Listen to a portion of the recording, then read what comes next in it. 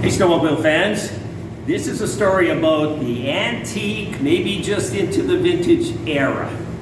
I wanted to show you this most unique snowmobile. I have seen maybe two of these, and I just wanted to share it with you.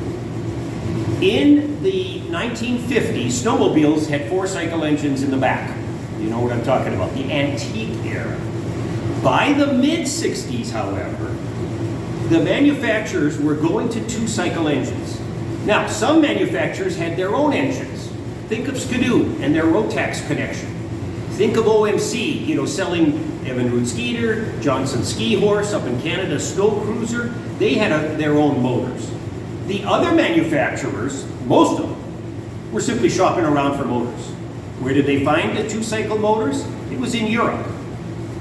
Think JLO, think Sachs, Hirth, you know, those names that you're also familiar with. By the mid-1960s, of course, it was also racing. And these manufacturers who were buying these European motors were going to their motor suppliers saying, hey, crank it up. Do you have anything with more horsepower? You know, we're losing races here. Hirth says, well, we actually do. It's a 4-cylinder engine. And we'll offer it to you. You know, we'll send you a few, see if you can make something of it. Well, there were 3 takers: Arctic Cat, Rupp, and Scorpion. And this is the example of a Scorpion using what we call a drone motor. Now, why don't you let's take a better peek at this motor here. Take a look at the engine size here, and its most unique design. Now, notice there's 2 cylinders here, and there's 2 in front. This is a horizontal motor and central crankshaft. You know, there's recoil here, clutch here. So that's not different. But it was this lay down, you know, flat motor.